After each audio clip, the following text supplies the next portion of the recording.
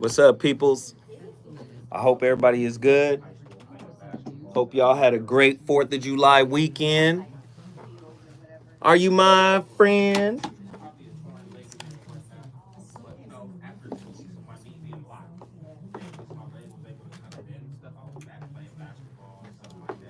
Passes 101 North after Barham Boulevard. Southbound traffic in Hollywood is running heavy up to 15 minutes between Western Avenue, Santa Monica Boulevard split, and the 10th 7th Street interchange. There's a 10 to 15 minute backup ahead in West LA as 405 South between the 10 and La Tierra Boulevard. Then in Hacienda Heights, continue to watch for a stall in the carpool lane of the 60 East before Hacienda Boulevard and slowing from 7th Avenue.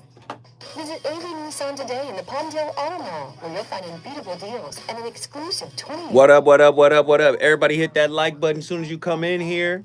AVNissan.com, your go-to destination for the best. That's AVNissan.com. Everybody hit that like button as soon as you get in here. KBLA Talk 1580 is the fastest growing talk radio station in Southern California. Home to 50,000 watts and an audience reach of 12 million listeners. KBLA Talk 1580 is a pioneer for Black audio content, including our groundbreaking $2 million climate justice campaign and the most loyal, influential audience.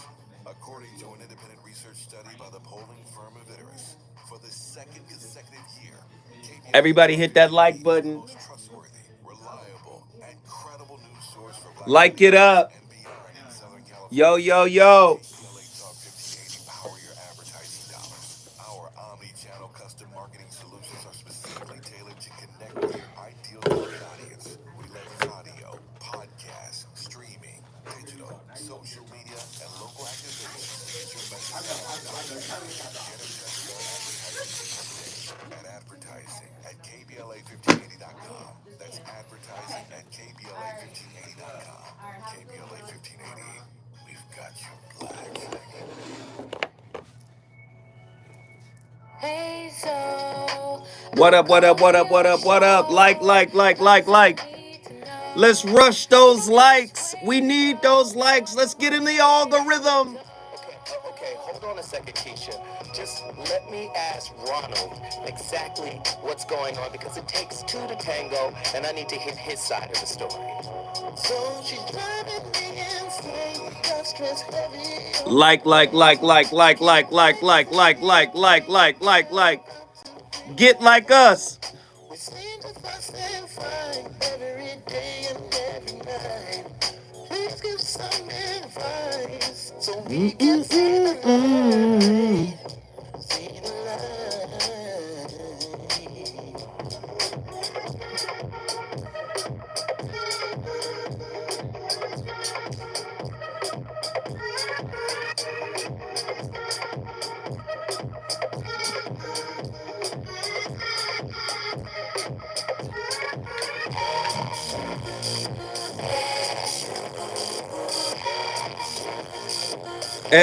Issue.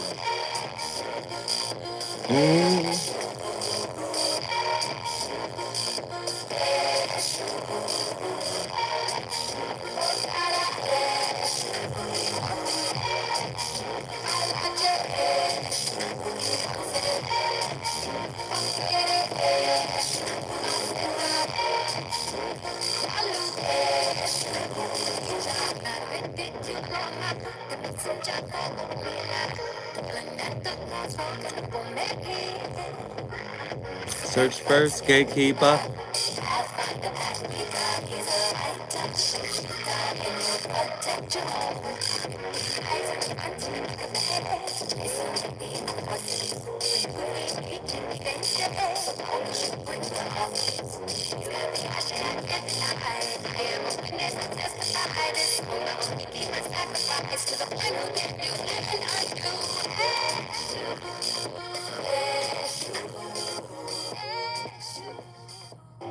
Hello my loves and welcome back to a new video. My name is Jade Shinya and I help people reclaim back their power physically, mentally and spiritually.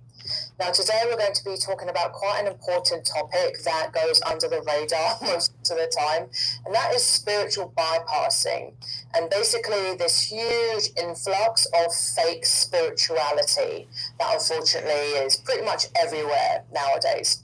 So with spiritual bypassing and this kind of fake spiritual movement, fake spiritual influences, etc., there's a huge lack of authenticity. So basically, you'll see these people normally from a mile away. They'll come across as basically, if they're very good at marketing, the perfect life with spiritual concepts, spiritual tools, such as crystals, meditation, yoga, doing this course, doing this, doing that. So going to a retreat, taking this psychedelic, going to this ceremony. So it's kind of like this never-ending loop, this never-ending cycle that so many people get trapped within. So in this video today, I'm going to be covering the sort of like spiritual influencers that use fake spirituality, and then the spiritual ego that many people then fall victim to because they unfortunately get sucked and drawn into this fake, very good marketing schemes. So because spirituality has become such a big money-making business, there unfortunately is created this, a dark side to it. Whilst there is many credible, amazing people who are genuine healers, genuine oracles, they do genuinely care about helping people and they come from an authentic space, they do have a high level of consciousness. Unfortunately, we now have the opposite, where there's this whole huge, group of fake spiritual people who basically have still very low consciousness levels. Not so much low, but they're just very inauthentic. They're, a lot of the time, will be very narcissistic. They're literally just doing it for fame, attention, money. And again, it's kind of split between the two. So you'll have like one side of people who are literally just doing it for money. So they know, it's a trend. They know that people now like and are drawn to the spiritual aesthetic. The fashion, it's become like a fashion trend. So they know, if I just dress like a hippie, if I just, say these words and speak softly and become some sort of yogi, meditation guru or whatever, then, I'm going to make fuckloads of money. And a lot of people do. Again, with like the people who fall victim to this, who develop a spiritual ego, they're one and the same. So they'll develop a spiritual ego as a band-aid to their trauma, to their real deep-rooted issues. But then they stay in the state of denial. They refuse to do... Listen. I'm not ready to play with y'all today. Can I tell you something real quick? God did not bless you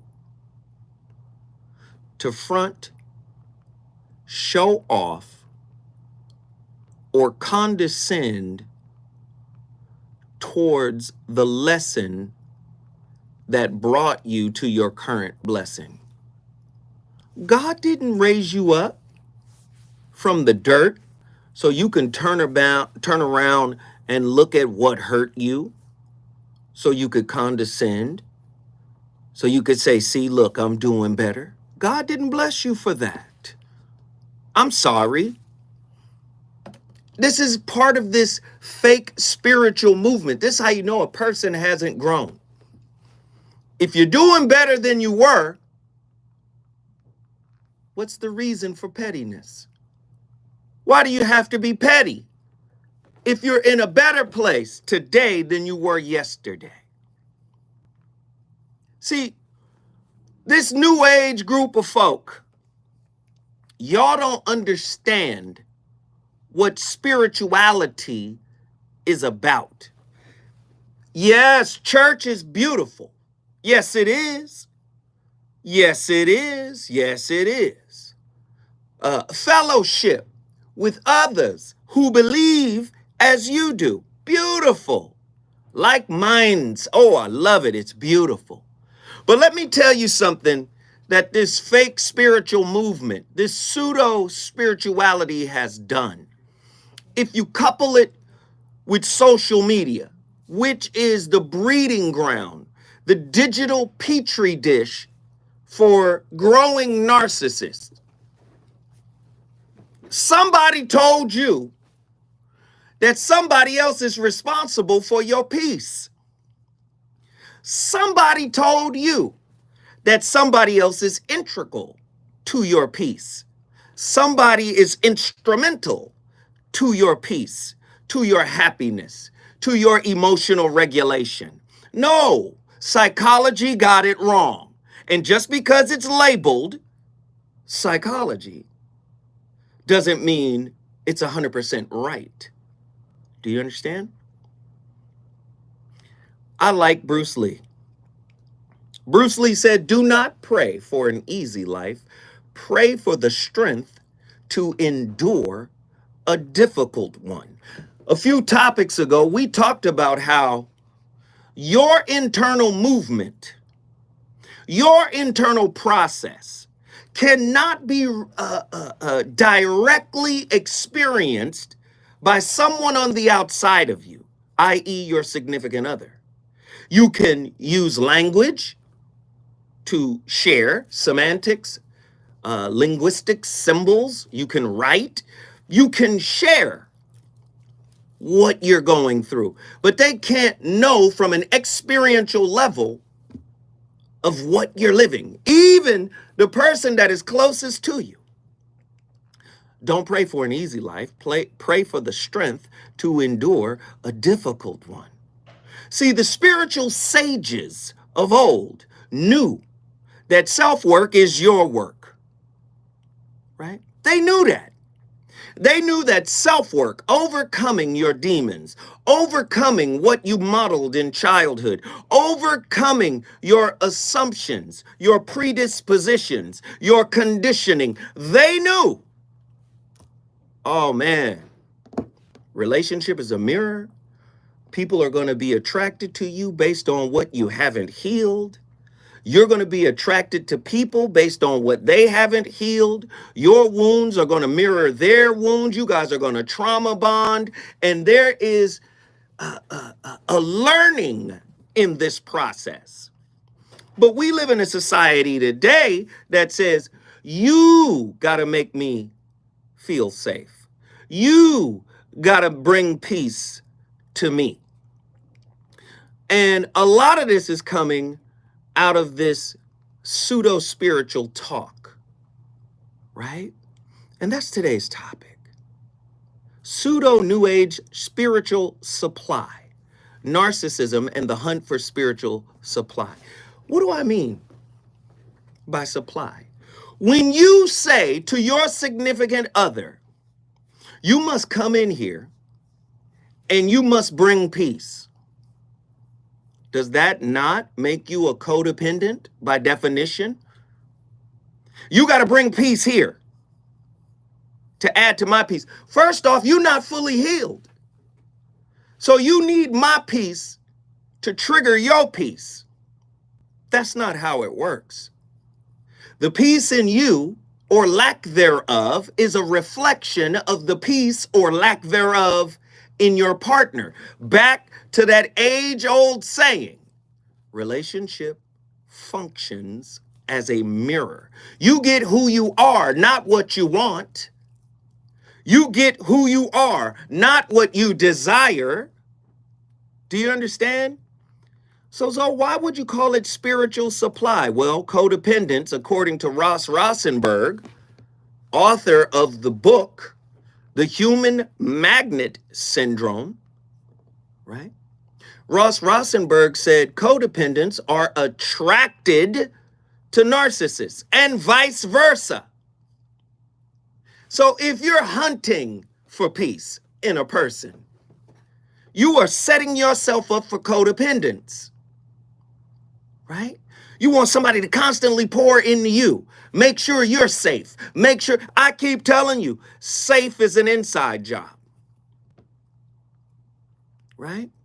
Go back and look at the 2 of the 3 maladaptive, or look at all 3 maladaptive attachment styles.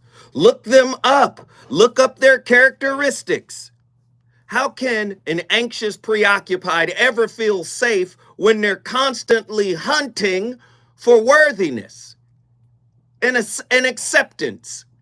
Can they be at peace while they're hunting for the supply? Could they be narcissistic?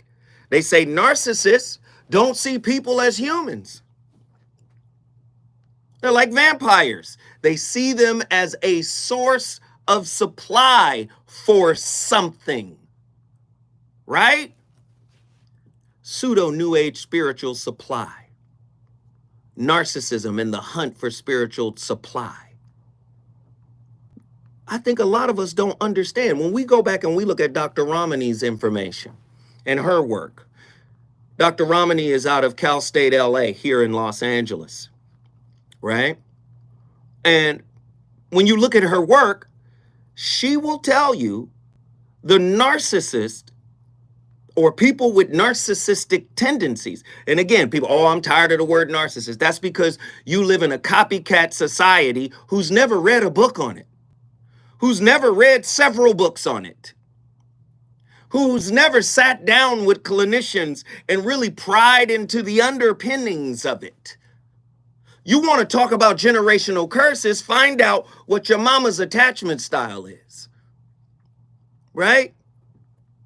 Find out what your mama haven't healed from, what your daddy hasn't healed from. Find out who modeled you, who made you what you are. Now you have New Age folk saying stuff like this, and it just blew my mind. Somebody sent this to me, and I was blown away. I think it was the sister Attila who sent this to me, if I'm not mistaken. Listen to this malarkey. The full body peace that comes of being in a partnership with someone who wants to ease and soften your load in life, right? Because supporting and protecting you has not only become their priority, but their responsibility. It is not my responsibility to heal your wounds. It is not my responsibility to bring you peace.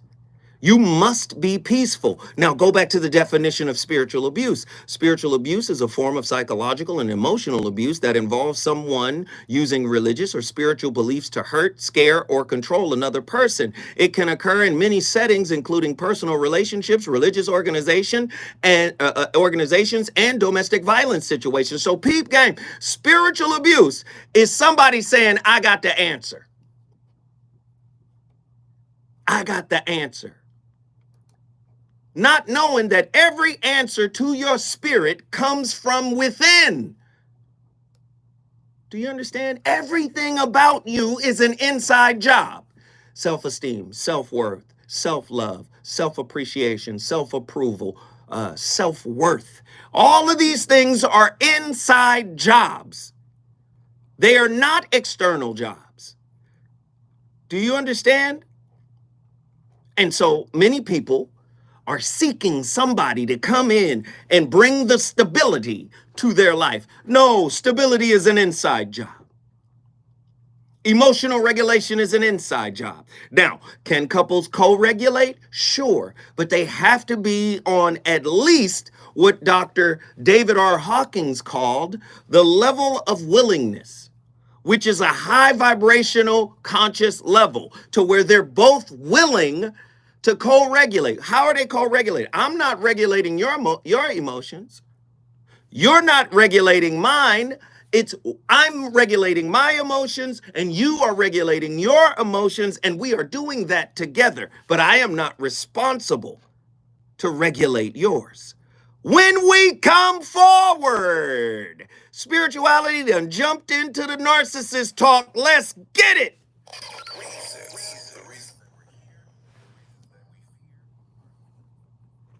What up, what up, what up? Everybody hit the like button, hit the like button, hit the like button. Hey, hey, hey, hey, hey. Hey, hey, hey, hey. Run for your lives. Hey, hey, hey, hey. What up, yo? What up, what up, what up, what up, what up? Everybody get at me. Hit that like button. Hit that like button. And listen, today is Monday. I do 2 shows on Monday. I need y'all to support. All right? Please support your brother. Hey, what up, John Gilbreth? He who thinks, Attila. I see everybody in here. Let me shout out everybody. In Zinga. What up, what up, what up, what up, what up? Sis Black. What up, what up, what up, what up? Ida, what up, what up, what up, what up? True Measy, Pretty Brown Mimi. What up, what up, what up, what up, what up, what up? I see y'all. Everybody get in here and say what's up to your brother Zoe Williams. Just say hi. It's all good. Hey, Xylon Pharaoh. Thank you for the Cash App. You the first on the board. Ridiculous. Thank you. Everybody get here and say what's up. Let me shout your city out. Hey, please hit that super chat down at the bottom. The super chat is the little dollar sign at the bottom of the chat. Please, please, please support your brother. Please, please, please support your brother, or you can send it directly to my Cash App. Show your love, show your love, show your love, show your love, show your love, show your love. Let's get it, let's get it, let's get it.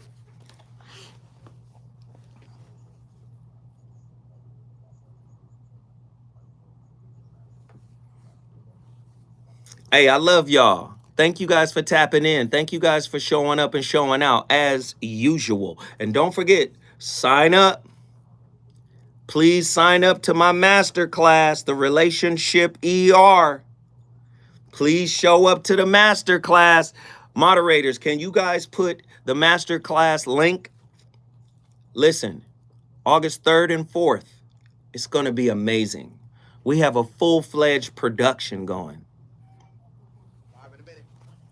All right? It's going to be amazing. Please sign up. And we've been getting a lot of people signing up, but not finishing. I see all of it in the Stripe account. People sign up or they get all the way to the end and then they don't pull the trigger. Please pull the trigger, y'all. Iron Diet, what up? Sign up now. Sign up now.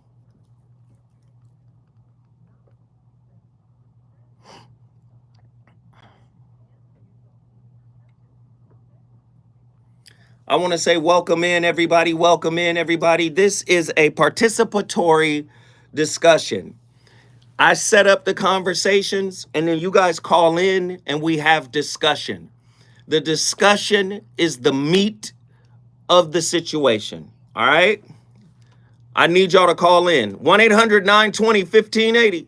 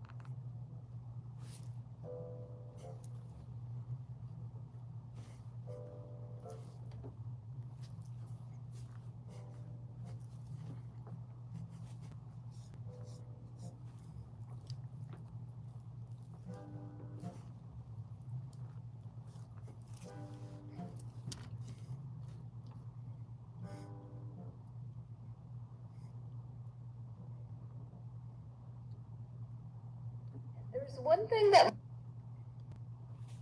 most of us agree on, and that's that the relationship with a narcissist is a very karmic relationship.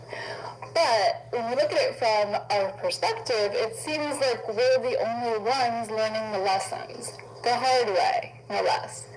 So when does the narcissist get their lesson? And are you the one to teach it to them? Interestingly enough, I think that the answer might be yes, but it's not as cut and dry as you might think. So I'm going to cover that in this video. Stay tuned.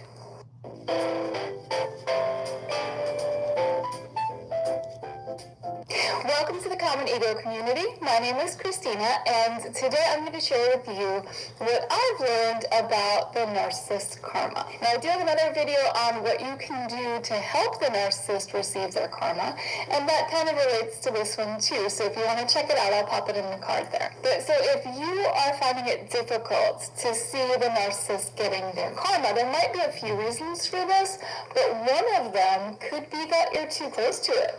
It could be that you... I don't even want to hear her finish talking. It's none of your business. The narcissist path is their path. I'm sorry. The narcissist path is their path. Why? To me, that's petty. If God blessed you to get out of a relationship with a narcissist, count your blessings. Be happy with that. If you still peering over into their life to see if they're getting their karma, to me, that's an indication that you haven't healed. Okay? I just need you to understand that. Somebody said, Attila said, karma equals petty supply. I agree. You're petty and you want to supply your pettiness with a supply. Ooh, they losing. No. Many narcissists are successful in life. So you might not see what you want to see. Do you understand? Just leave that be. That's none of your business anymore. You understand? The rise of New Age spirituality has inadvertently created fertile ground for narcissistic exploitation, where the genuine pursuit of spiritual enlightenment often intersects with the narcissist's quest for validation and control. This phenomenon, which can be termed pseudo New Age spiritual supply, involves individuals with narcissistic tendencies leveraging spiritual movements to fulfill their, I guess, need for admiration and dominance. By examining this dynamic through the lens of influential thinkers such as Krishnamurti, Dr. David R. Hawkins, Robert Anton Wilson, Babette Rothschild, Ross Rosenberg, Wayne Dyer, Paramahansa Yogananda, and many others, we can gain a deeper insight into how spirituality is used to extrapolate supply out of codependent people. You got to remember, the narcissist loves the codependent happy meal. What do you mean? They don't see you as a human. They see you as some type of psychological nutrition, and not a high level of nutrition because you're not healed. So they see you as some type of snack. They see you as some type of treat. Narcissists evaluate potential sources of supply based on factors such as malleability. How malleable are they? Are they pliable to the demands of my wounds?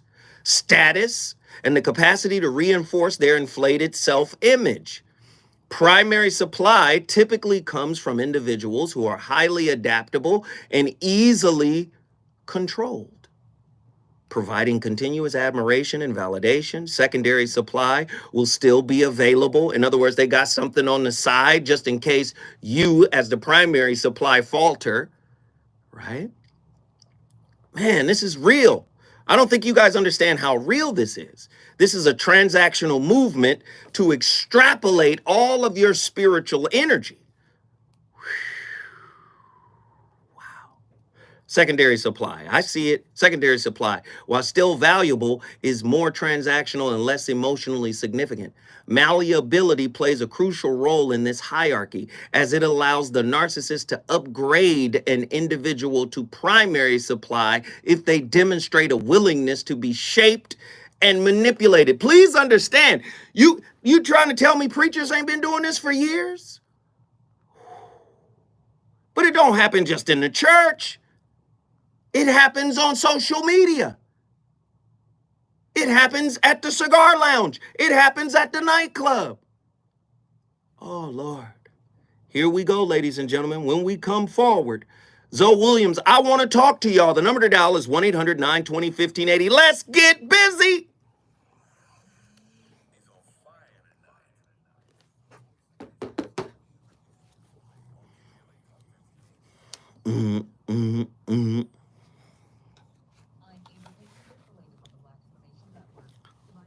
What up, y'all? What up, y'all? Come on, man. This is my longest break. Y'all know how we do. Please show your love. Go to my Cash App. It's $Zoe What Netter.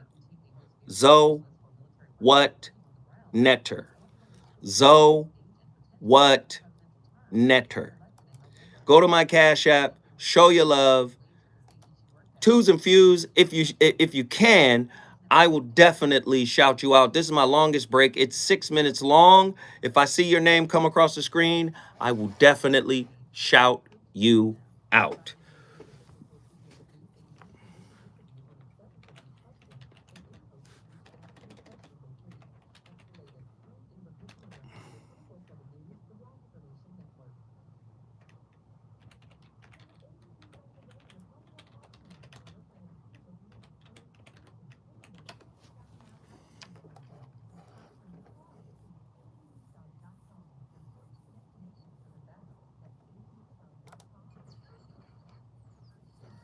John Gilbreth, nothing but love, brother. Thank you. Let me like that. Everybody like John Gilbreth's support.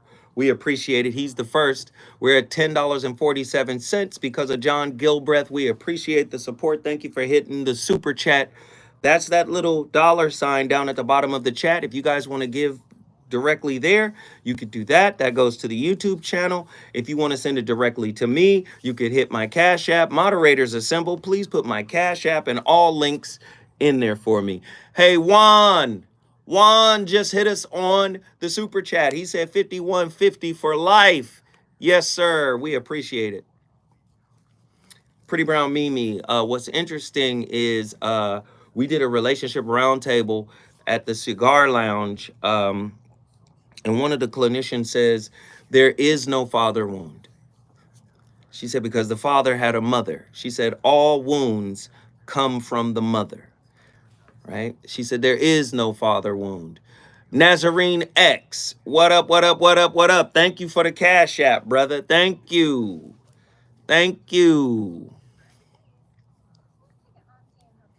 Then I was speaking to another clinician who was also there, a brother. He concurred based on their clinical study. The mother is so extremely important. It doesn't mean that the father can't wound you. Doesn't mean that. But what they're saying is the mother wound is a more profound psychological wound than the father wound. That's because socially speaking, we have different expectations. We have, we engage and interact with fathers a little bit differently, and especially Black fathers in American society have been marginalized. Even though when we look at the CDC stats, it says that Black fathers, when they are present, when we are there, we are the best fathers statistically of all races.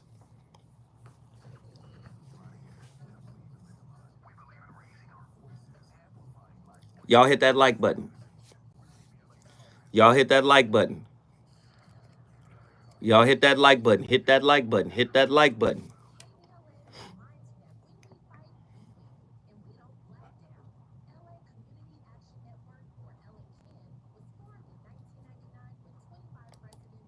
Please hit the like button. Please. We need those likes.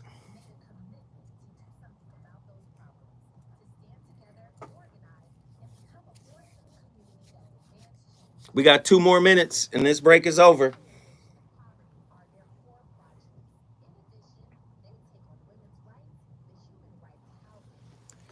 Yes, sir. Register for the Relationship ER Masterclass. It's going to be amazing.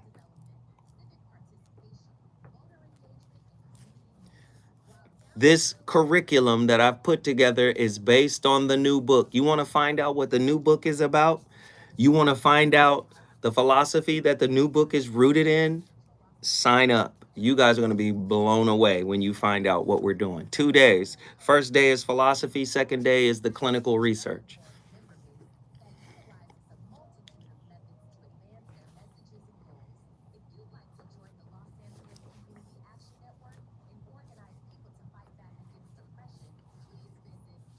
Mother is a god to the child. My mom cringed and blushed when I told her it's true.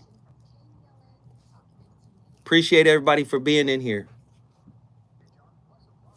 Few more minutes, or no, about 30 seconds.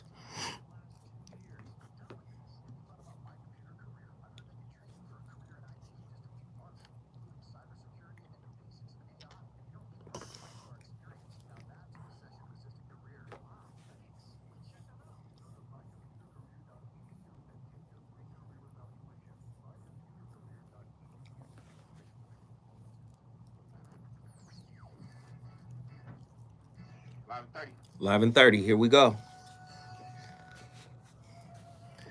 Melody Waters, peace and gratitude. Thank you, Melody. Melody. Thank you for the Cash App, Melody.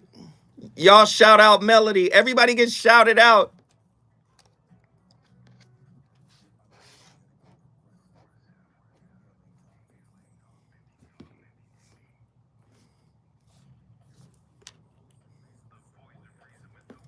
Juan, thank you.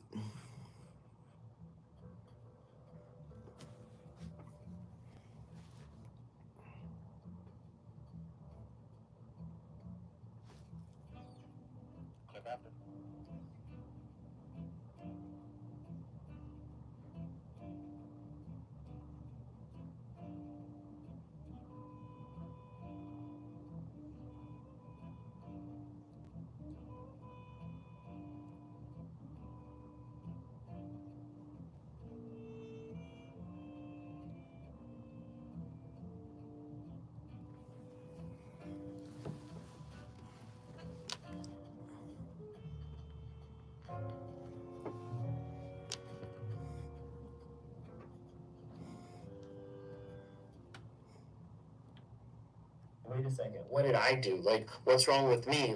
Like maybe I'm the toxic person, maybe I'm the narcissist.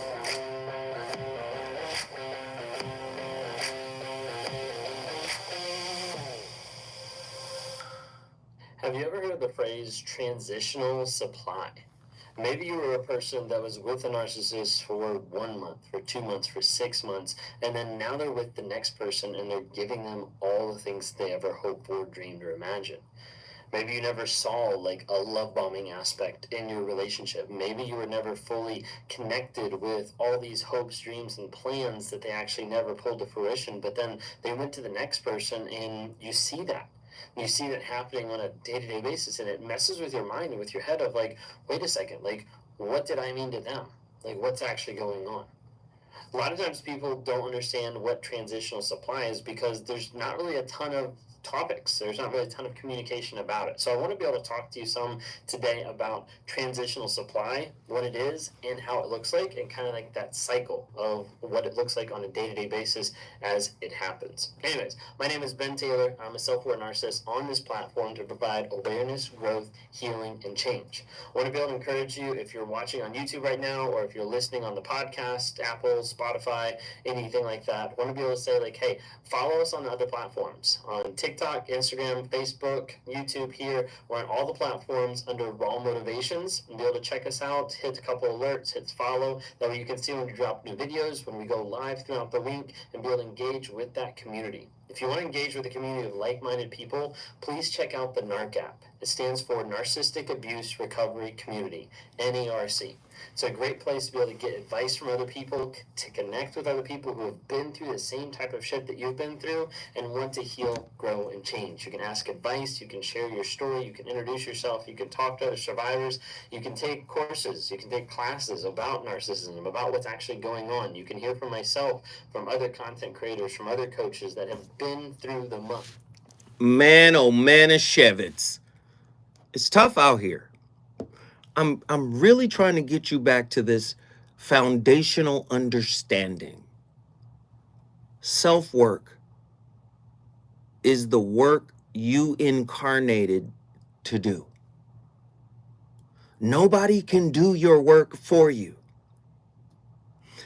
Listen, if you got a demand that somebody brings you peace, that means you're not at peace. See, you take the peace that's in you wherever you go, regardless of the external chaos. That's peace. You guys heard me say there's a difference between peace and quiet, right? Real work is required of you when it comes to healing yourself, when it comes to expanding your heart. Do you understand? Self-realization is a transformative experience that could be a central part of personal growth and development. It can involve uncovering your true essence, shedding conditioning, and aligning yourself with your highest potential. Some say that self-realization can be achieved through a process of self-inquiry, meditation, and a lifestyle that could include yoga, right? Self-honesty, self-acceptance, self-forgetfulness even, right? Self-exploration, self-discovery, self-understanding, self-transformation, self-mastery, and self-transcendence. Nobody really wants to transcend. They want to stay the way that they are, and the perfect person for them usually is a person that supplies something to their unhealed wounds. Why is that the case? Carl Jung. People do anything, no matter how absurd, to avoid looking at themselves. So if you can find the ideal partner to fawn over you, to pour validation on you, to love bomb you forever, and you get to be the same unhealed, broken person you've always been, and they stick around, that is triple A prime supply. And now people have gotten so good at incorporating the narcissistic game plan into spiritual jargon. I can't heal you. No matter how much I love you, you can't heal me. No matter how much you love me, it is my job to heal myself. Do you understand?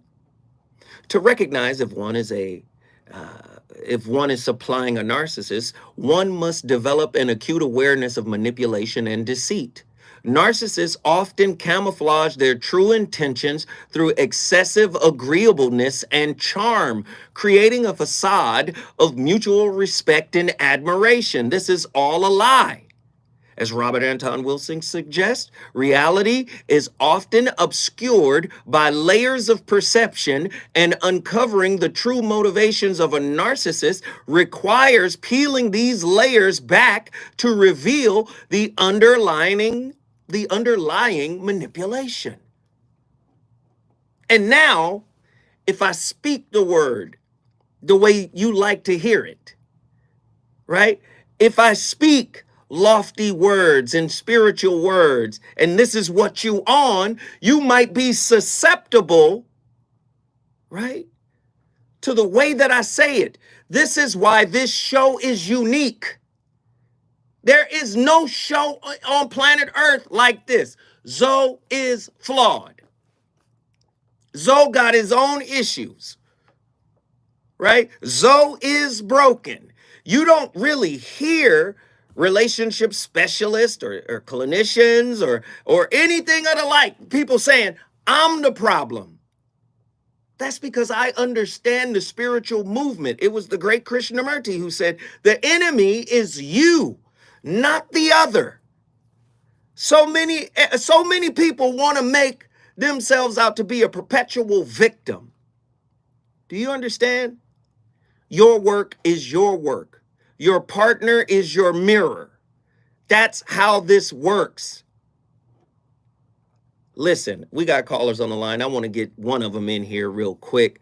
We got Attila on the line from Houston, Texas. Attila, what are your thoughts on tonight's topic? Man, this topic, oh my gosh, it's like right on time. I love it. I love it. I mean, I got the phone call. But this particular one. Okay, perfect. okay, Perfect, okay. perfect. So what are your thoughts? Yes, what are we doing? Okay, hold on now. Now you made a comment about spiritual abuse, right? Mm-hmm. And the whole idea of the person kind of wanting you to, what did you say? I'm trying to remember. You said something about them looking for the person to be the answer, something like that. I'm going to take it a step further. I'm going to remix it a little bit, because I watched that video you talked about earlier this morning about remixing. So I'm going to remix it a little bit. I would say spiritual abuse is a person causing a problem and then presenting themselves as your answer. Ooh, keep going. Because that creates within you an obligation, a feeling of, man, I kind of owe something to this person, right? Mm-hmm. And if you're dealing with someone who's narcissistic, Not only do you owe them, but you must worship them. You're setting the stage for them. It's as if the play has already been written and your part in it was to essentially pretend or act as if you needed more help from them. So they caused an issue and they became your answer. Kind of like what our government does to us. What's the end of the day? Lord have mercy. Listen, hold tight. Hold tight. That was a lot to process. Don't go nowhere. We going back to Houston, Texas. We going to be in Texas for a minute. When I come forward, more from the callers.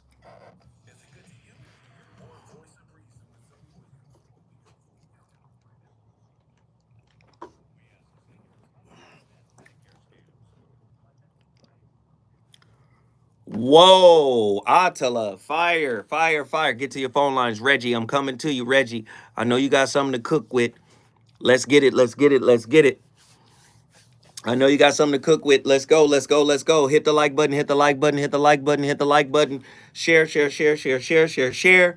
Hit the like button, hit the like button. Let's go, let's go, let's go. Let's get in the algorithm. Let's do it.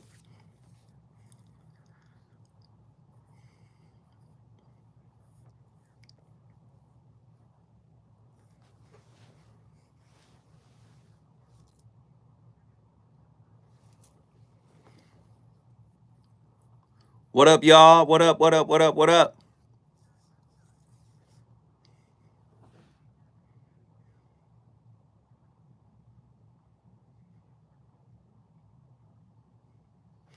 Attila, and two of your clips got curse words in them. Damn, Attila, you gotta listen to them clips a little longer. Reverend L. Ratchet, what up?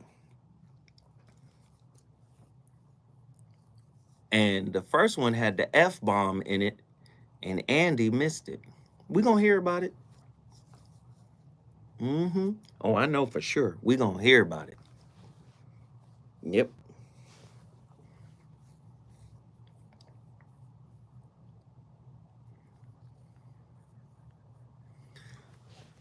Hey, I want to welcome everybody in. Did you guys hear the So What show earlier today? It was a good show. I'm gonna start doing more mansions for sure. But today, man, it was a really good show. I gave my opinion on Bronny James, and then we did a preamble, a prelude to this show today. Yo, it's gonna be lit. Let's get it. I appreciate everybody for being in here. I appreciate everybody for being in here for sure, for sure.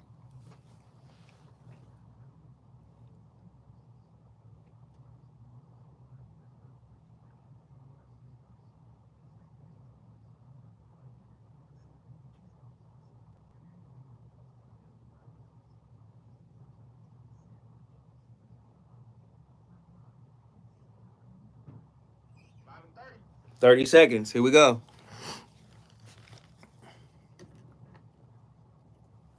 No doubt, Nazarene, number love.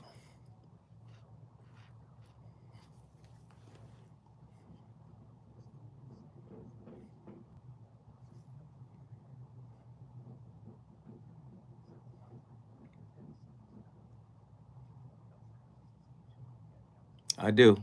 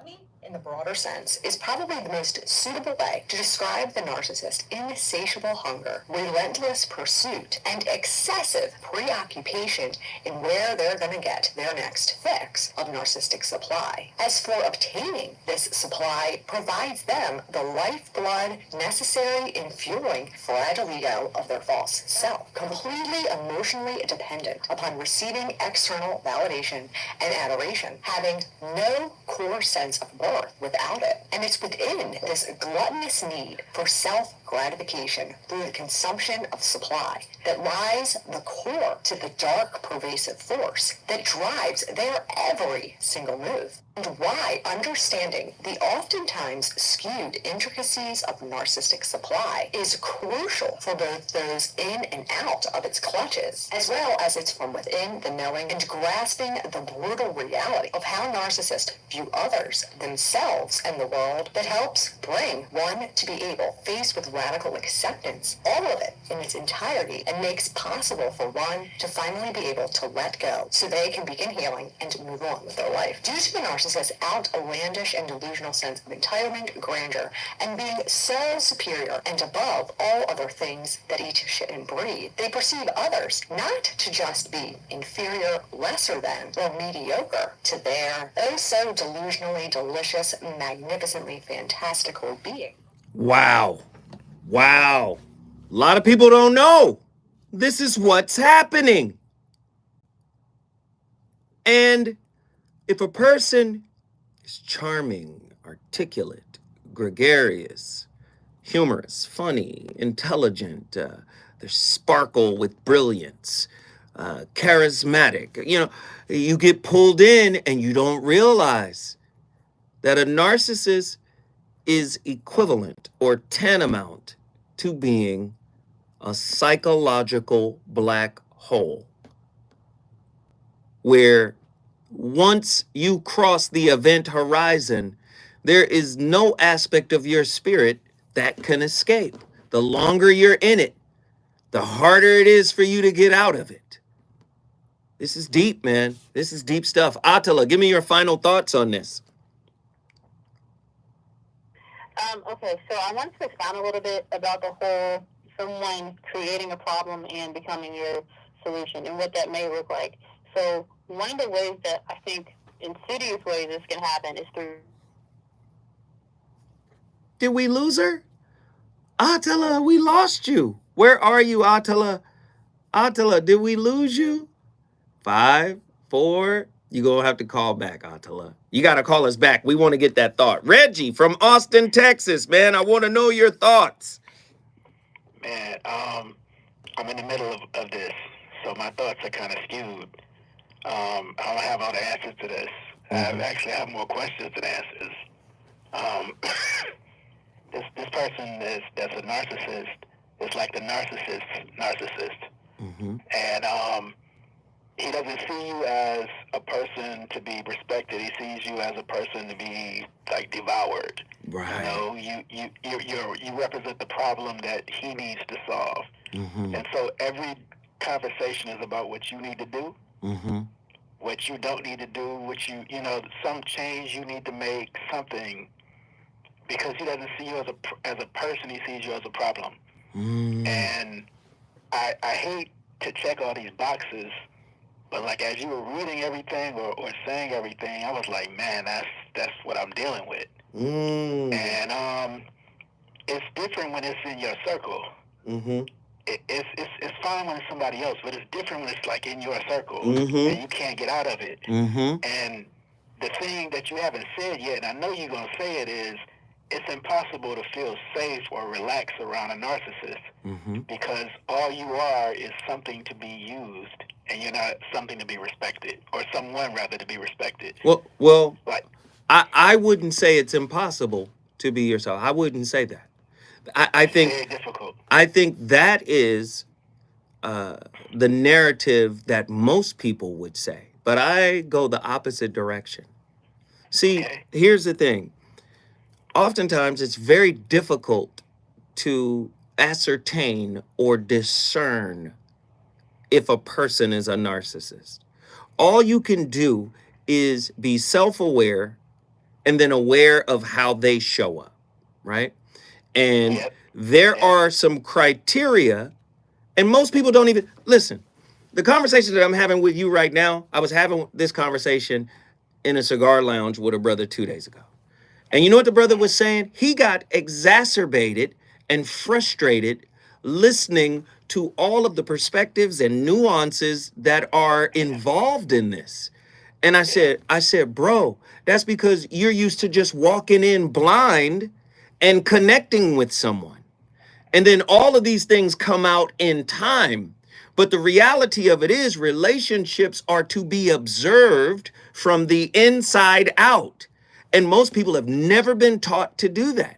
We just want to connect, right? And then we connect from a superficial and selfish space.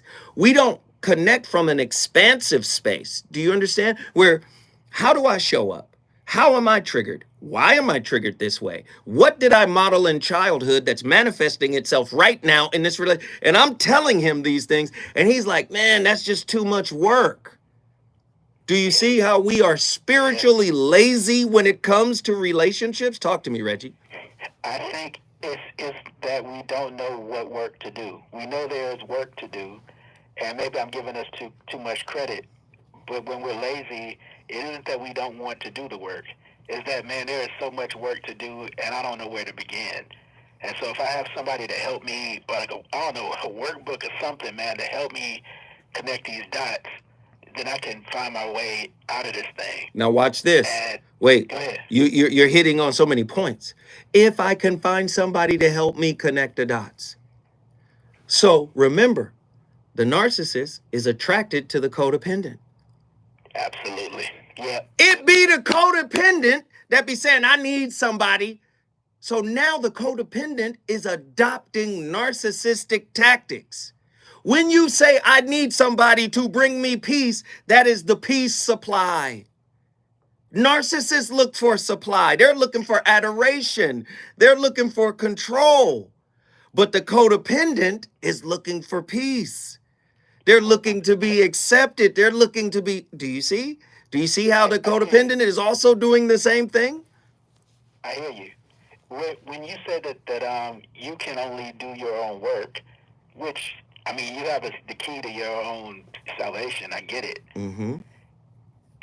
But if I do the work that is in this program, then you can't do the work for me. But I need some type of help, because I mean we're not dependent people, but we're social people. No. You know what I'm saying? No, Reggie, we've been taught wrong. You don't need help. I'm here to revolutionize this whole thing. You don't need help. Did you need help breaking away from your friends when you started to evolve and change? When you started to read, when you started getting in the word, when you started growing and learning, did you need help? That was the easiest breakup you ever did, because they fell off organically. The same thing happens in intimate relationships. Stay with me, Reggie. Don't you leave. When we come forward, we going back to Austin, Texas. KBLA 1580 Santa Monica.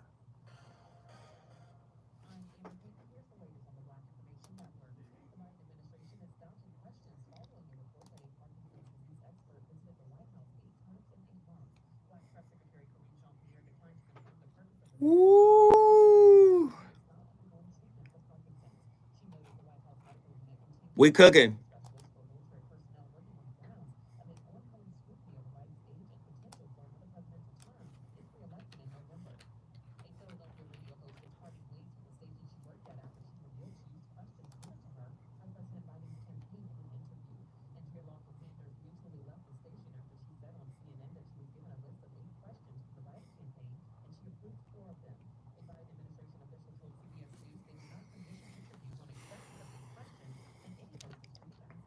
What up, Kenny Blessed? Hey, we on fire tonight. That first hour flew like a mug.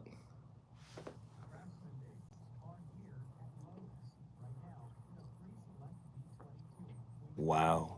That's a heavy question, bro.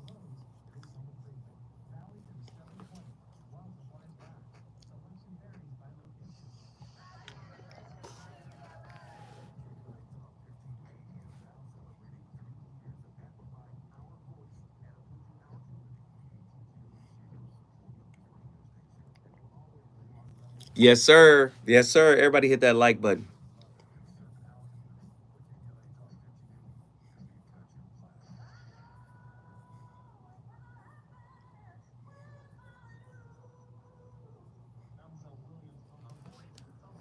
If your relationship is in trouble, I'm the dude to call. Has your soulmate become your cellmate? Does black love still exist? What are your bedroom turnoffs? Fantasies and fetishes. Financial infidelity. I'm dating a fat person. Are they worth the wait? Trust me, this is gonna be crazy. How about the heavy stuff? The child wasn't here, and you still had to pay child support. It's a very heated topic. How is that right? Mama's baby, daddy's maybe. I just have so many questions I want to ask you. I was like the kiss. Is there something wrong with that? Damn.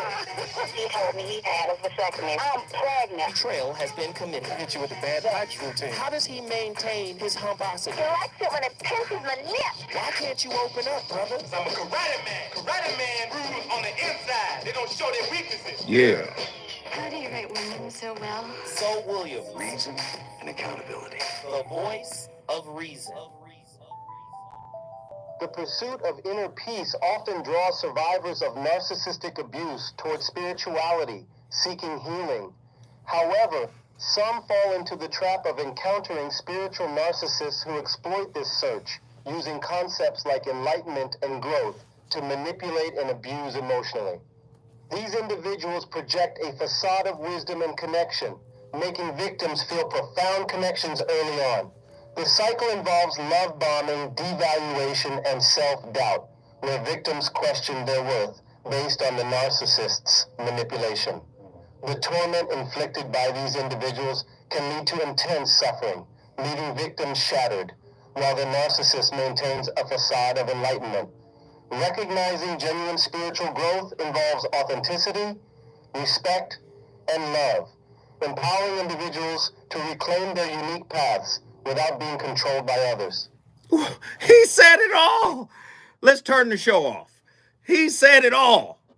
This is what I'm saying. We've been taught through the Disney model that we need somebody else to fulfill us. That is simply not the case. Yes, human beings are inherently connected to one another. Yes, we want connection. Yes, but the reality of it is the healing, the revealing, the expansion, the growth starts from within and is your responsibility to maintain. If somebody on the outside of you can disturb your peace, you haven't mastered it yet. Reggie, Austin, Texas, get in here. Man, I really appreciate everything that you said.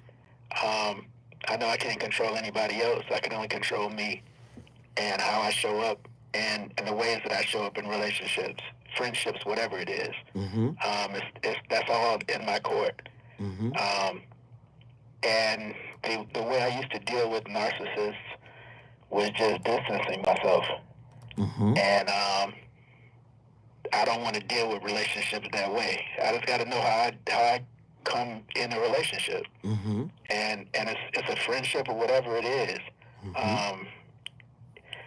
But man, it's tiring, bro. Wait, because you deep right now. How long did it take for you to recognize that the person was stonewalling, the person was gaslighting, the person was omitting the whole truth, the person was deactivating, the person was pulling away? How long did it take you to realize the game? When I knew what it was, when I saw the game, it didn't take me long at all.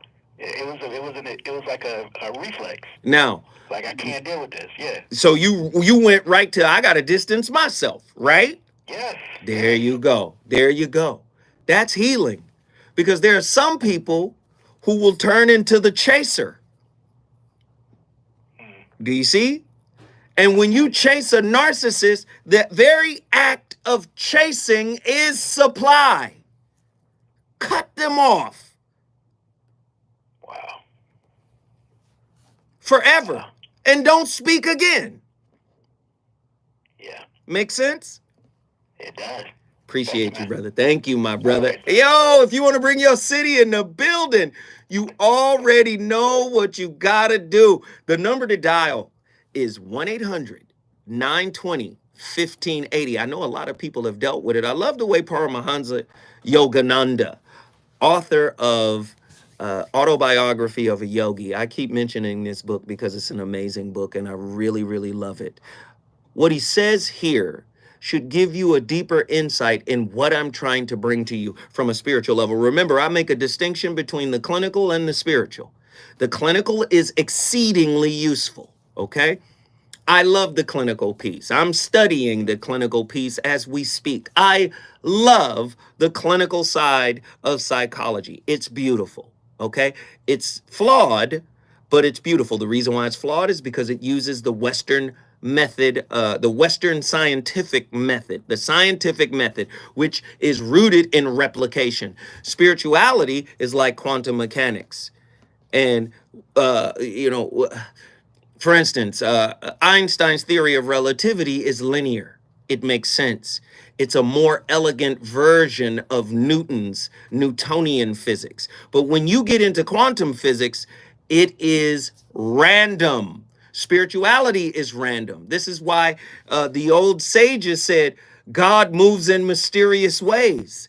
Why? Because they didn't understand the movements of God, just like many people don't understand physics.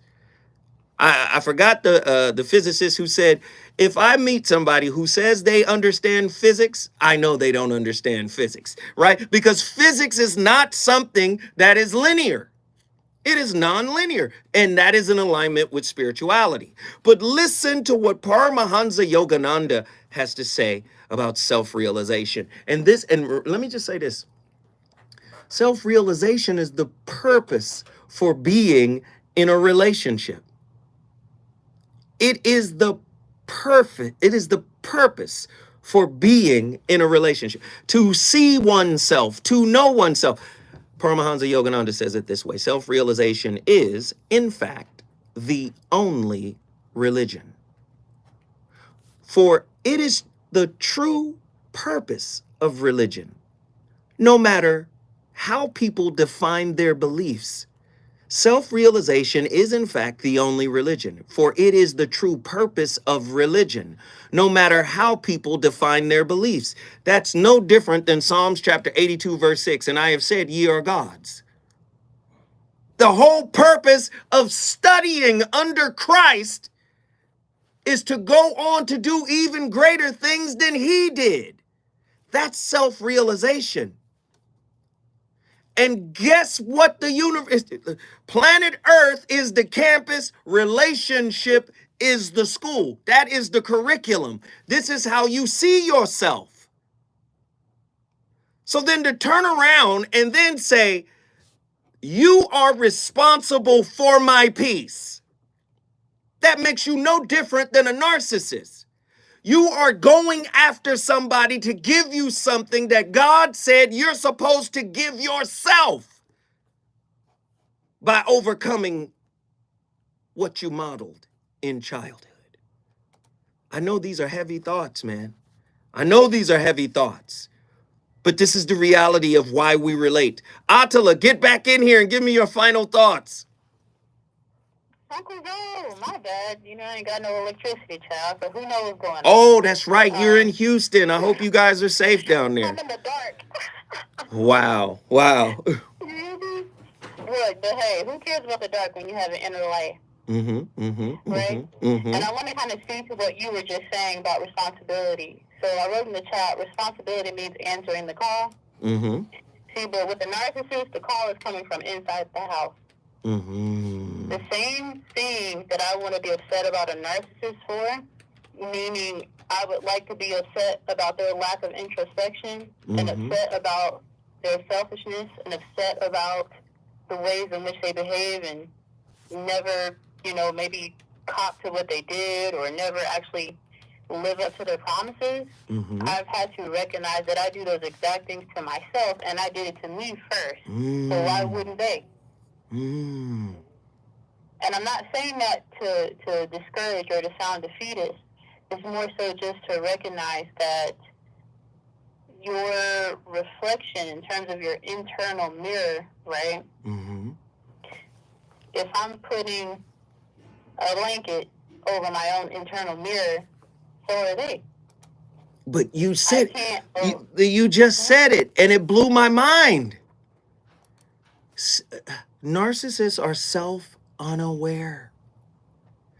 This is why the most healed version of them, they call themselves, I'm an aware self-narcissist. I'm an aware narcissist is what they say. I'm a self-aware narcissist. That's the term they use. I'm a self-aware narcissist. And most narcissists don't know that they're narcissists. That's the biggest piece right there. Yeah, I mean, I would say part of that is because when you make a mistake and you are in an SLD, you have a tendency to overcompensate.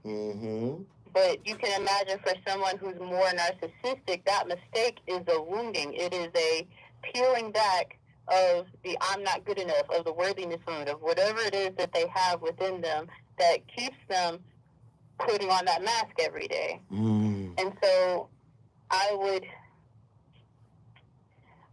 say that when we're talking about spiritual narcissists and people who tend to take on this holier than thou, like almost kind of like love is light, the Pollyannas, all that stuff, when I see that type of stuff from people, I just move away from them. I think that as an SLD, what I've tended to do in the past is try and hug it out of them, right? Because I'm trying to go with their mask. Their mask says Pollyanna. Their mask says positivity. But I'm not connecting the dots that this is a ruse. It's not real. So I'm thinking that I can produce or control an outcome through my positivity. So now I know better than you. And so, you see what I'm saying? And so it's a tightrope. I think the more self-aware you are, the less likely you are to attract people of this nature, or at least kind of get hooked in their grasp.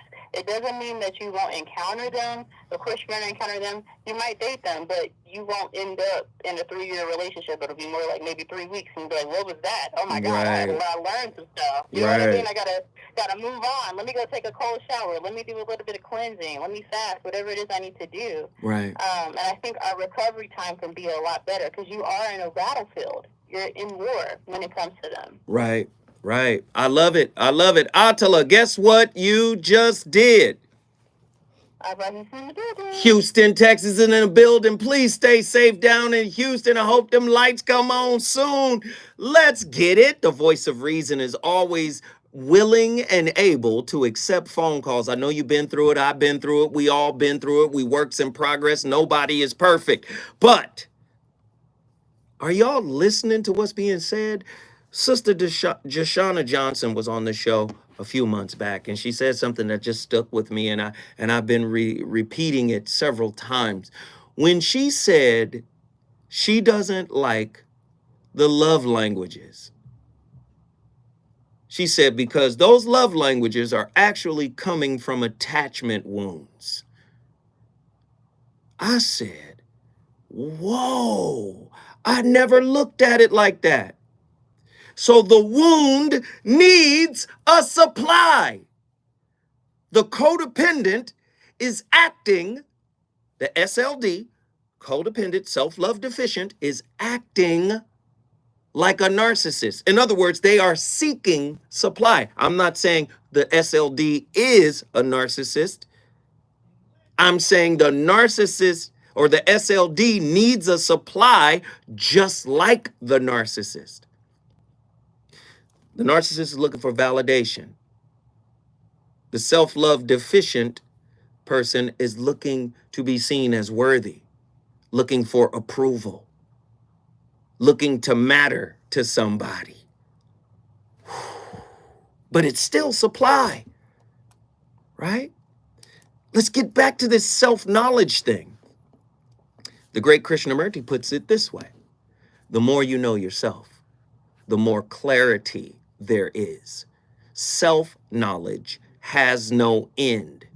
You don't come to an achievement. You don't come to a conclusion. It is an endless river. So many people are tired of learning about themselves because they don't like what they find. This is why they say, when are the lessons over? When am I going to get what I desire? You're not in a relationship with a person. You're in a relationship with a desire. And to me, a desire is supply. Whether you're narcissistic or codependent, you need some kind of supply. It's nobody's job to heal those wounds. It's your job to recognize who you are. It's your job to come to the realization of, wow. Listen, I was in a lounge and I'm talking to the brother, and I tell the brother, say, man, don't judge your mom. She did the best she could. Oh, I think that's an excuse. My mama, see, you still mad at your mama. My mama say that all the time. I say, listen, so what? She did the best she could. Do you understand? She did the best she could. And if the best she could do wasn't good enough, if the best she could do was horrible, so what? I asked the brother, are you on drugs? No. Did you go to jail? No. Are you college educated? Yep. Do you have a great career? Yep.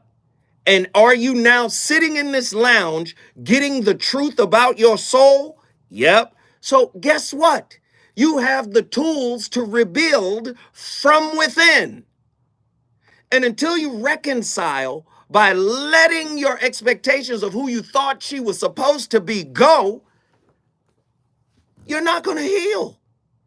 But you got the tools to do it. Do you want to heal, or do you want to keep her on the hook for who you were supposed to be? Right? There's a way to get past it now. Many people don't want to get past it. They want to stay in victimhood mentality. They want to stay blaming and shaming. But I'm going to tell you again, if God lifted you to a place where you're actually doing better, if you look back and try to condescend and clown and flaunt where God put you, please understand God could take it away just as easily as he gave it to you, because clearly you're not finished. When I come forward, the voice of reason, go keep cooking.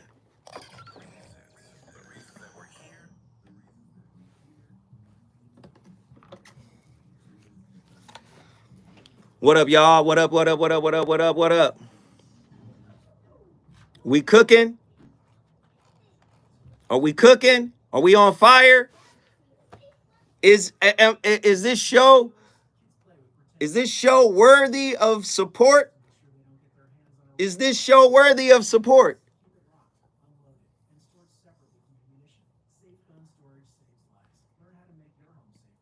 I'm going to shout everybody out. If I see you hit that Cash App or that Super Chat, I'm going to shout everybody out. Listen, we have no callers on the phone.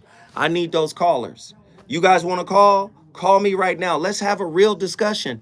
I love it when Reggie calls, man, because you know what I'm saying? Like, he be asking real questions, man. And I love that, man. I really, really love that. He asked some serious questions, and it matters, man. It really matters. You know, it really matters, man. So call in. Jesus asked, do you want to be made whole, or do you want to keep sitting outside this gate begging? Come on. Come on. Stop it. Come on. Can I get y'all to get in here? Can I get y'all to get in here? Call me right now. Call me now.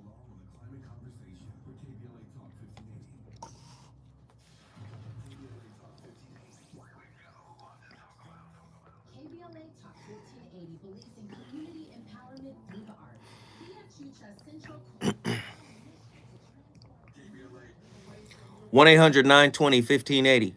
1-800-920-1580. Call me. 1-800-920-1580. Get in here right now.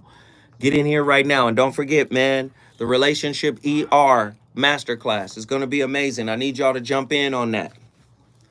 Moderators, please put that in there.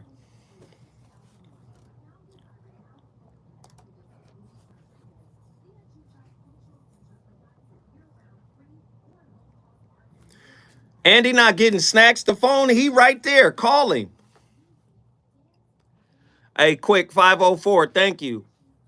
You will always have my support, Brother Zoe. New Orleans, fuck with you. For sure. Shout out to the 504. Yes, sir. Yes, sir.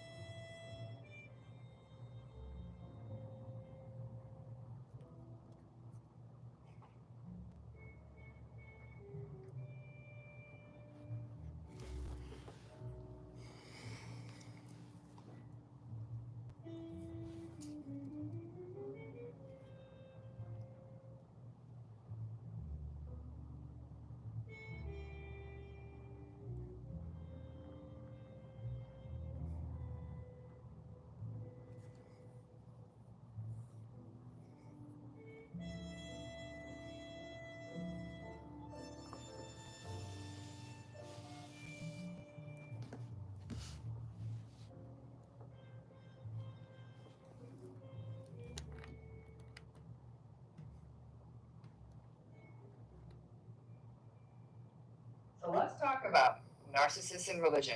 This is not religion specific. It can be any religion, from major world religions to whatever religion they've made up.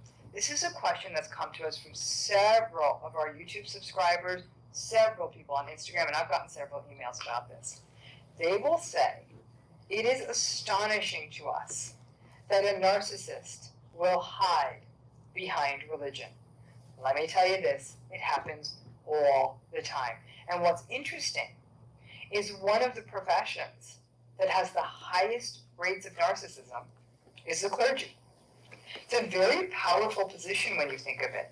And while we'd like to think that anyone who's devoted themselves to spirituality and faith is full of empathy, unfortunately, the power part is what throws that off. Obviously, there are amazing, devoted people who have devoted their lives. Wait, pause it. We're going to go back to Dr. Romney. My brother Andy, he didn't like that. He didn't like it. Andy was like, oh, no, you ain't finna come after the clergy, brother. Don't you come after the clergy. Well, go ahead, Andy. You misinterpreted my expression. It was more like, I'm not surprised. How about it? I mean? How about it? The only question I have is it all clergy? Or are we speaking on Christianity, though? Ooh, no. I don't think she's saying, she said it didn't matter what religion. But I think what happens is when people are elevated, yes, right, by the people, yes, that ego get elevated too. Yes. You think the same thing that's happening to the clergy is not happening in an SLD, narcissistic bonded relationship? The SLD usually elevates the narcissist, or vice. Man, get Romney back in here. And their careers and their calling to their religion, bravo. And this isn't just about clergy. This is about how do they use religion. So let's think about it. In some ways, religion's a battle you can't win. It's really hard to fight the battle of, well, that's what God said. Like, okay, I guess, checkmate. Not much I can say past that. But here's what narcissists often do, and this is what to me is so horrifying. They use religion as one more tool to rationalize their narcissistic behavior. Either they'll go real simple with it, well, that's what God says, or they will do things for whatever religious community they're in, a church, a temple, a mosque, whatever they call their particular religious community. Pause. And just like a narcissist, many people who are spiritual narcissists always want to place themselves in a light of perfection, in a light of elevation. This is why I come back to the point. You don't see many relationship specialists or many quote unquote clinicians come out and say, I might be a clinician, but that don't mean I'm not flawed. I might be a psychologist, but that don't mean I don't still have broken pieces, right? I might be blessed and highly favored, but that don't mean that I don't still have my issues.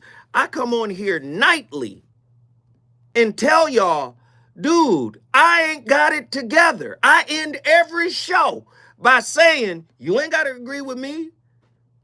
Please don't take what I'm saying as the absolute gospel truth.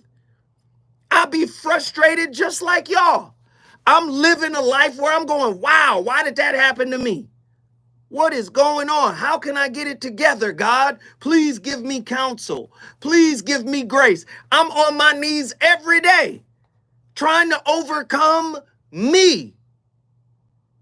But nah, you guys get caught up in the perfectly presented package, right? In the external facade, and then you elevate those people. Let it finish.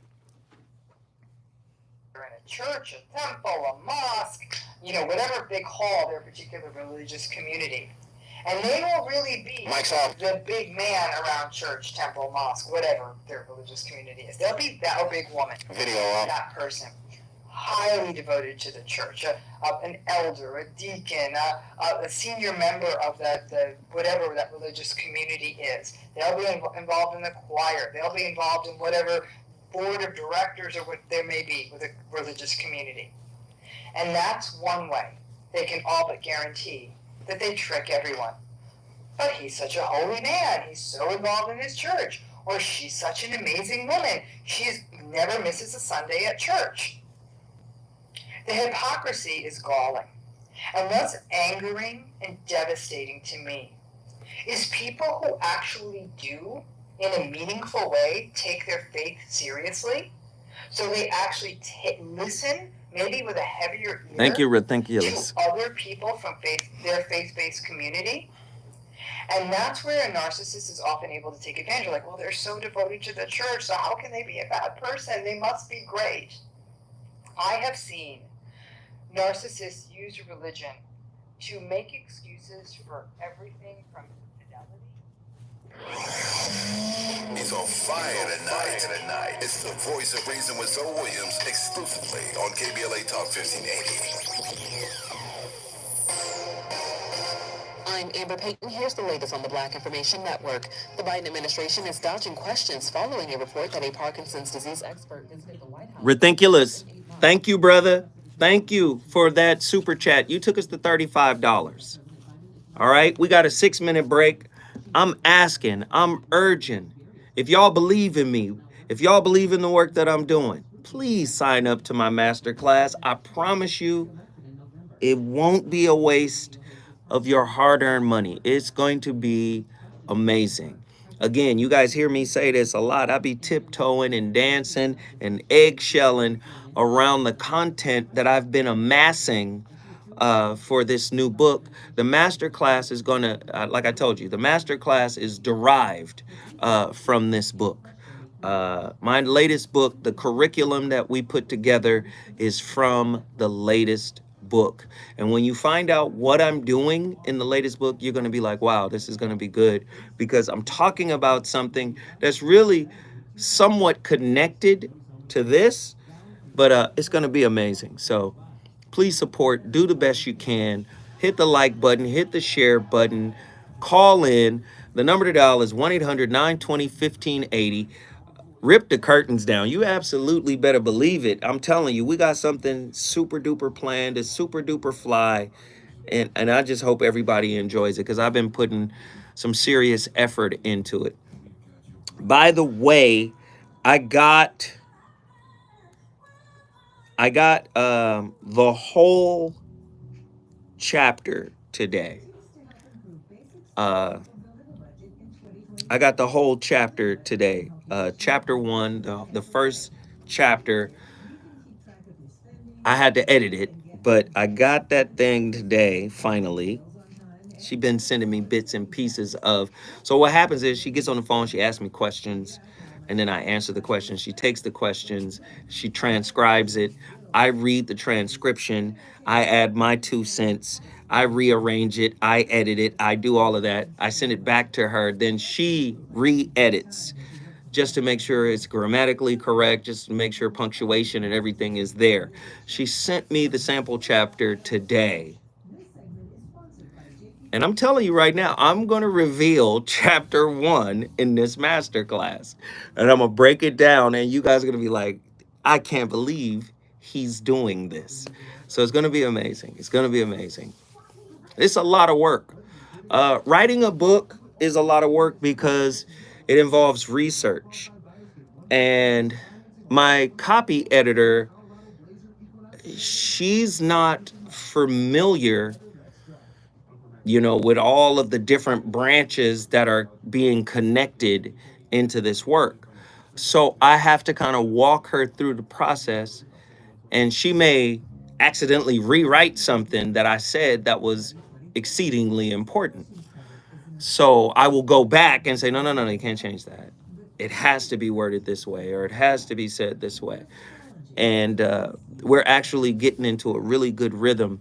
But the master class is really going to break this concept down. Day 1 is all philosophy. Day 2 is all clinical backing support of this work. And I promise you, nobody's out there talking like this. Nobody. And I'm on some Gemini shit. You already know what it is. I hate being like other people. Point her towards the heavenly glory. Yeah. I hate, you know what I'm saying? I hate being like somebody else. So this is a very original project. I hope you guys love it.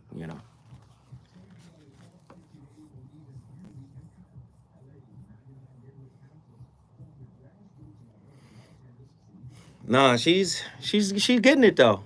She's getting it. And now what's funny is she be sending me clips and be like, it be people out here, they sound just like you. People be taking little bits and pieces. And I was like, well, maybe so. I think there's a consciousness level that we're all starting to reach. So, you know, I think it's like a shared consciousness, you know. So I wouldn't take credit, you know. Yeah, the vibe is vibing for sure. Yeah, some people are just like-minded. But yeah, she's been sending me clips like, did you see this TV show that talked about entanglement? And did you see that? And I'm like, oh yeah. So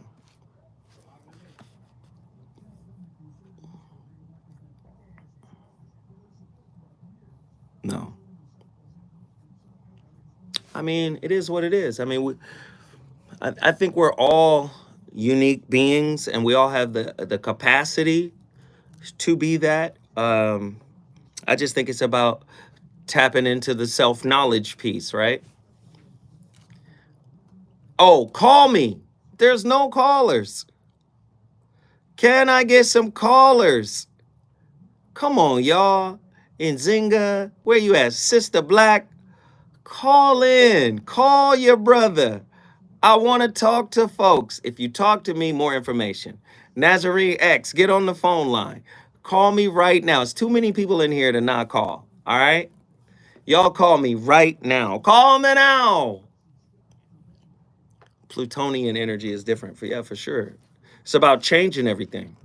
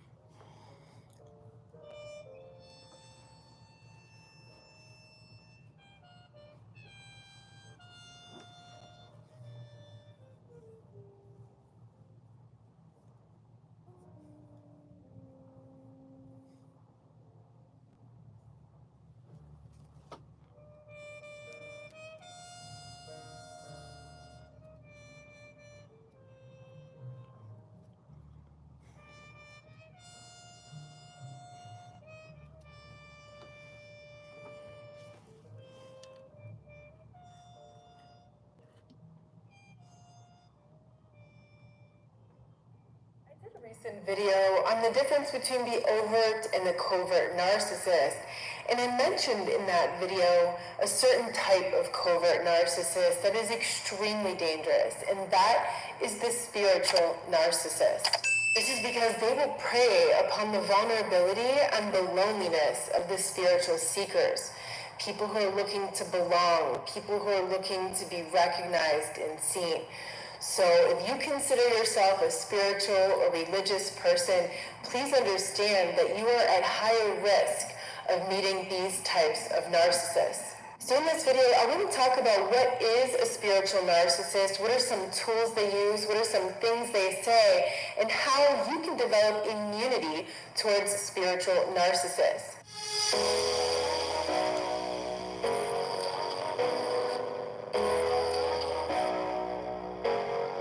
Now, several years ago, when I was first starting this channel, I did a video on spiritual narcissists, and I'm going to put that link up here if you want to check it out. Today, I want to go even deeper into this topic. So what is a spiritual narcissist? These are self-absorbed manipulators who use spiritual and religious texts, tenets, dogma as a way of abusing other people. So they will take something that's true or... Pause it. I'm going to go back to her. I'm going to let her finish.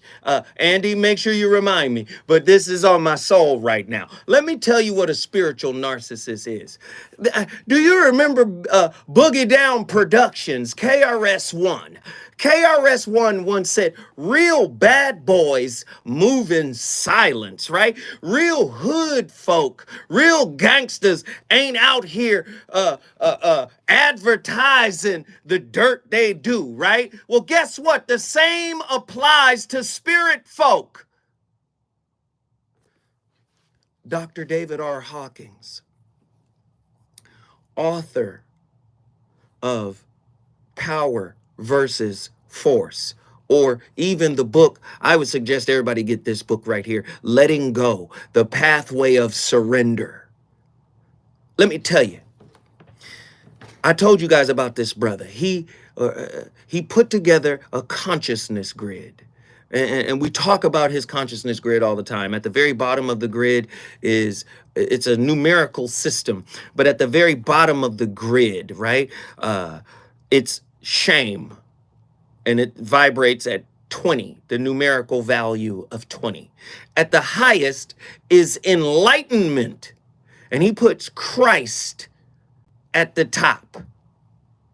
He says that's 1,000. And how he explains it is, he says that power of consciousness, that 1,000 numerical value is so powerful that the light, the divinity, can barely stay in the body. It is so powerful. You understand? Let me just give you this real quick. People don't understand. According to this man's research, he's a psychiatrist, he's MD. He created a system based on kinesiology where he says when one tells the truth, the body gets strong. When one lies, the body is weak. I've lied before and I've been weak. I've lied a lot and I've been weak a lot. I'm not afraid to acknowledge what I've done. Okay? Are you? But what he breaks down here in his consciousness grid, he said he did a global survey, a global test, where he breaks it down. He says the average person on planet Earth is vibrating at the level of fear, anxiety. We're anxious when we get in relationships.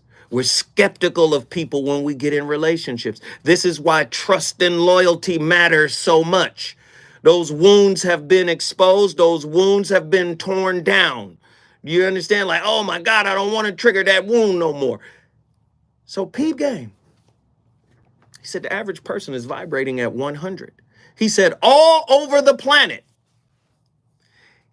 In one of his books, he said there are 12 people on planet Earth that are vibrating at the consciousness level of 750 or higher. He said it is those 12 people that counterbalance everybody else. That's billions of people. 12 people that counterbalance the other 8-9 billion people that raises the overall average to 207. Actually 225. He said, but if you take those 12 people off planet Earth, we're all vibrating at 100, which is the numerical value of fear. Fear of losing your home, fear of not finding the love you want, fear of not making money, fear of not being accepted, fear of not being approved of. All of us are inundated with fear, right? Now I'm going to ask y'all out there in radio world, do y'all know who the 12 people are? Just like real bad boys move in silence, real good people move in silence. God don't bless you to be a boaster. God doesn't raise you to go boast about how he raised you. God raised you to bless you. That's it. You understand? And your blessing might not be another's blessing. The way he blessed you might not be the way he blesses another. So it's not your job to flaunt your blessing. I know people don't want to hear it, but you're not healed if you're doing it. And if you're not healed, believe me, that blessing might turn into a lesson, which will be a different kind of blessing. If you're willing to accept the lesson. I know you don't want to hear it that way, but that's what it is. Let's get even deeper. Again, intimate relationships are about self-awareness. This is how we discover ourselves. The great Krishnamurti put it this way: awareness is observation without choice, condemnation, or justification. How many times have you been able to look at yourself without judging? How many times have you been able to look at yourself without condemning the dark aspects of yourself? How many times have you been able to look at yourself without justifying why you're this way? Awareness is silent observation from which there arises understanding without the experiencer and the experienced.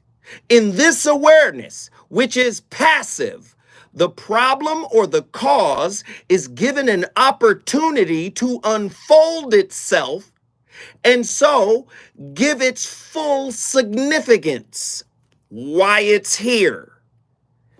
In awareness, there is no end in view to be gained, and there is no becoming. the me and the mine not being given the continuity. See, your judgment, your condemnation, your choosing the mask, which looks better, right? Gives continuance to your broken, shattered ego. Listen, I don't give a damn how well I speak. I don't give a damn how good you think this relationship show is. I don't care if you think it has helped people. I'm hurting. I'm not finished. God ain't through with me. Every time you see me, you don't know, but every time you see me, I'm dusting myself off, getting back up off the ground. I'm never going to present myself as somebody who's completed it all, who's got it all figured out. I don't. What you're hearing on radio every day is an everyday process that comes from my self-inquiry.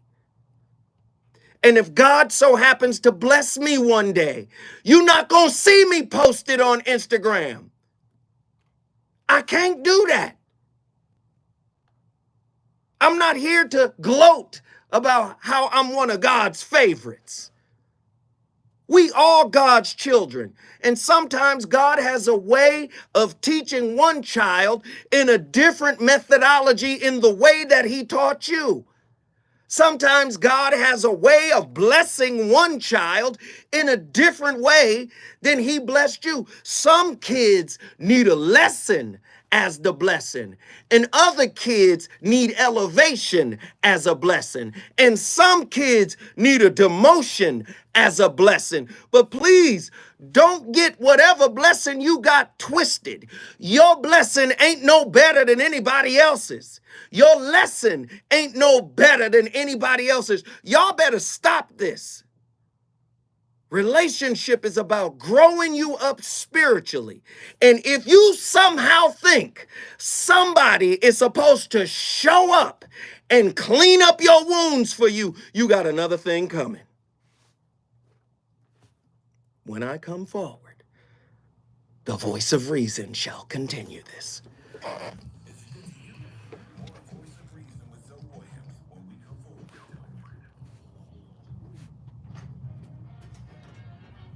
city's hottest week 15 are approaching. If you're 60 or older, you're at risk of heat stroke or worse. Extreme heat can kill. That's why KBLA Talk 1580 is part of our year-long climate justice campaign. Has partnered with the Los Angeles Department of Water and Power and the LA City Department of Aging for LADWP's Powered by Equity event. Heat relief for seniors resource fair. Join fellow LA seniors who hope to beat the... Nah, I'm just passionate. I get like this. And this ain't about nobody. This is about me.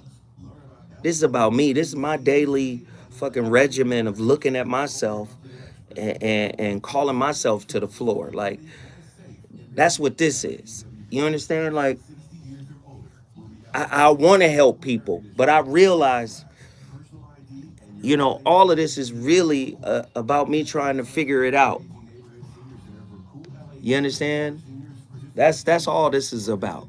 This is about me trying to figure it out. You know, that's what this is. Am I gonna get one caller?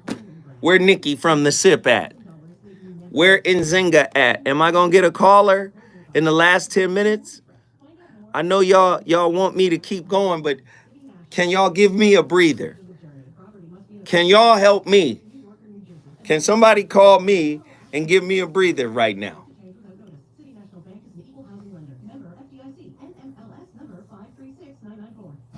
Climate justice, climate resilience. By any other name, we demand environmental justice in 2024.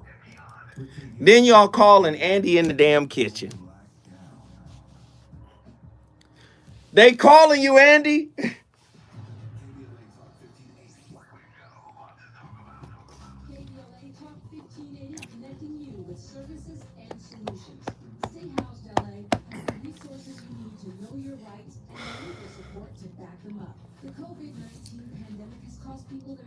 Stay on the line, y'all. Don't hang up. Don't hang up. He's coming. Not being able to make rent and facing losing their homes. This is a fear no one in our community should have to face. You have rights though, and Stay Housed LA is here to help. Stay Housed LA is a partnership between the County of Los Angeles, the City of Los Angeles, and local community and legal service providers. I just said don't hang up. Y'all hang up. Don't hang up. Don't hang up. Andy, they calling you like you hurt your knee? Andy done fucked his knee up. Lord have mercy. That's why I said, Hustle, don't hang up. Don't call back, Hustle. Andy's here now. He limping. That's what took him so long. Yes, sir. That's a good one.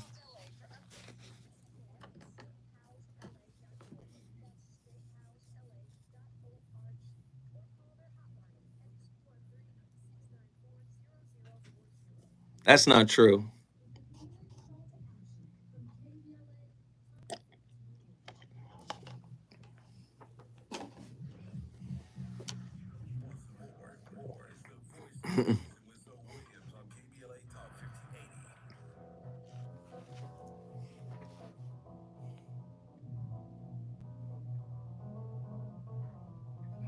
Last clip.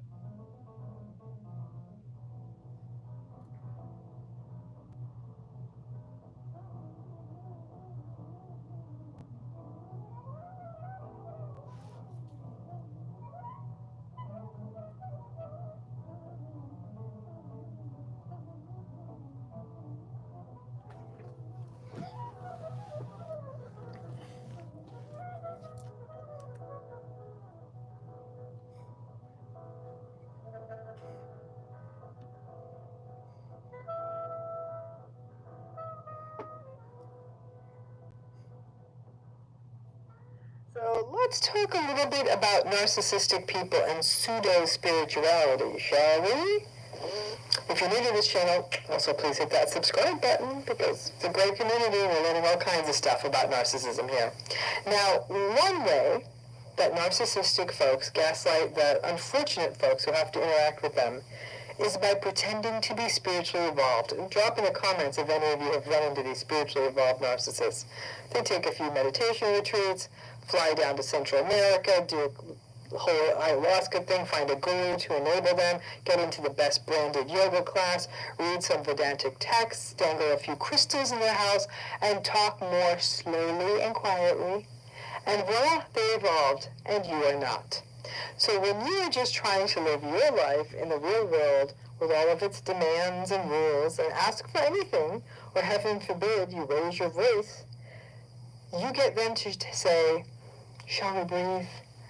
I learned in my retreat it could be your chakras. And come, join me, and let's have some matcha. Oh no. Lord have mercy. I was going to let more of that play, but let me just do this. We got callers from Miami, Atlanta, Georgia, Mountain View, Hawaii.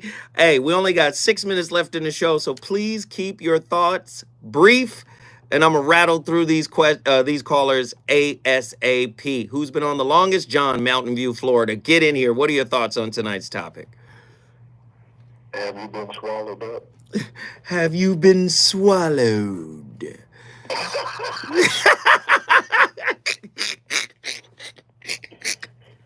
Swallowed. Yeah. Go ahead, John. I'm actually trying to enjoy the lessons tonight, so I just wanted to call in, give you a break. Love your show. Continue to do what you do, and I support you always. Thank you, my brother John from Mountain View, Hawaii. Let's keep it pushing. Nazarene X, Atlanta, Georgia. What are your thoughts on tonight's topic? And I rapid fire salute to you, even earlier, as you were echoing that sentiment off the top, you get who you are. So I dare challenge everyone to lean into it. Like, if you really have one, the next one you get is a keeper. Period. Put it on the line. I hear you. Yeah, what it is, man. One love. I hear you. Thank you for the call. We appreciate it. We appreciate it. And then, Hustle, Miami, Florida. Get in here. What are your thoughts on tonight's topic? So I see you put the call out, so you know what I mean. I reached out to you, bro. Yes, sir. What are your thoughts on tonight's topic, my friend? Man, so real quick, I ain't actually see the video, but I'll put something together off the title, right? Mm-hmm. When's the last time you checked your supply chain? Your supply chain. Keep going. Last time, because we just came out of a pandemic, right? Mm-hmm. And I don't know if you know, I'm sure you felt the effects of the supply chain being cut off. Mm-hmm. That is what causes inflation. Ooh. Narcissists operate off of inflation. That's why you feel so drained. We need to check our supply chains, get the supply chains in order, then things will flow as they need to. Lord have mercy, brother. Hustle. Guess what you just did? Miami, Florida. Miami, Florida in the building. Let me just do this. My nephew called in, Nazarene X from Atlanta, Georgia. And I just got to be 100% honest, man. I appreciate the compliments. But I've shared this with many people that are close to me. I don't take compliments well because I'm such a mess, right? God is not through with me. I'm such a mess. I got so much work to do. You know, I feel like I'm on the right path. I feel like I'm living my purpose. But I'm still in such internal disarray, turmoil, still trying to figure out the truth of who I am. And there's more to me to learn. And I'm so much better than I was when I was in my 30s, but I still recognize that I have a really, really long way to go.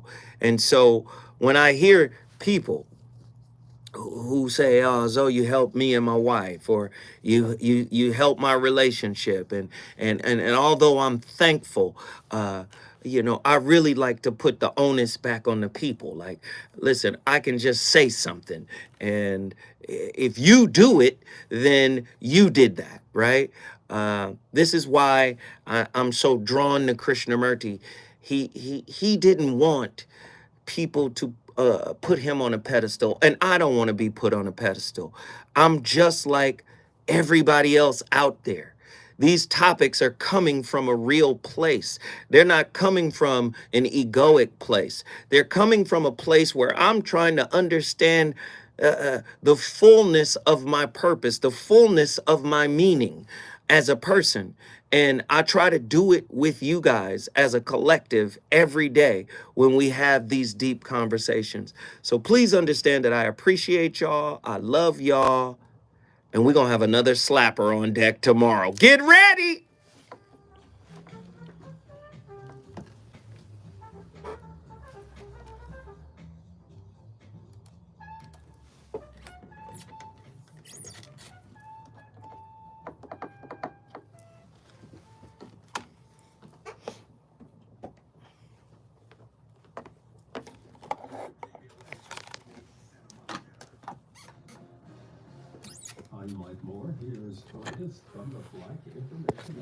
Love y'all. This was good. I think this was a really good show. Hey, we're gonna kick this week off. We're gonna keep going. All right, Andy. Another slapper, bro. Yes, sir. Appreciate y'all. Much love.